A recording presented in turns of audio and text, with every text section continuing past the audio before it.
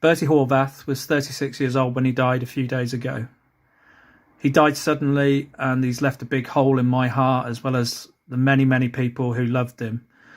He was my best friend, he was my brother, and I'm trying to raise money at the moment to cover his repatriation back to Hungary and to cover his funeral costs, because I don't believe that his family should have to pay anything. And I'm sure he was loved by enough people that we could all chip together and help out.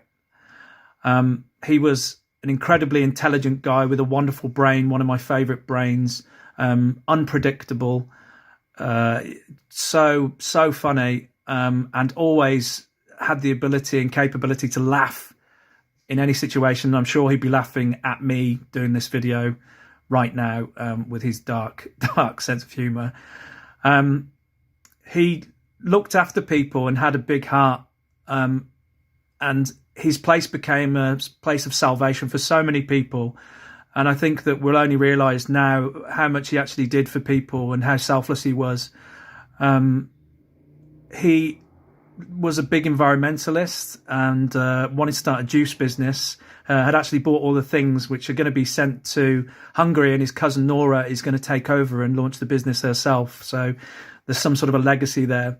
In my eyes, he was an entrepreneur. One of my favourite things that he ever came up with, because he loved a get-rich-quick scheme, was to drive to Hungary from here, me and him, get some Vizsla puppies, which is a Hungarian breed, and bring them back here and sell them and make a profit. All legit, because we were both animal lovers. But it was the idea of it, and he was consumed with that. It was the whole thing. It was the cuddling the puppies. It was them staying here for a while, the adventure of it all, going to Hungary. He had an adventurous heart. That had to be cut short because we did try it, and the car actually blew up while I was driving it there. So we never made that one, but we said we would later this year.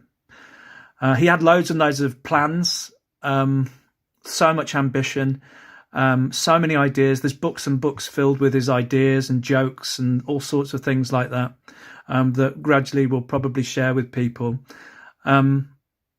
I loved him so much, and so many people loved him, and he had such a special place in so many people's minds and in their psyches, or any sort of hints of silliness that anybody had inside themselves. He was able to eke out and make them laugh at themselves, or at the world, or the ridiculousness of us as human beings. I'm going to really miss him.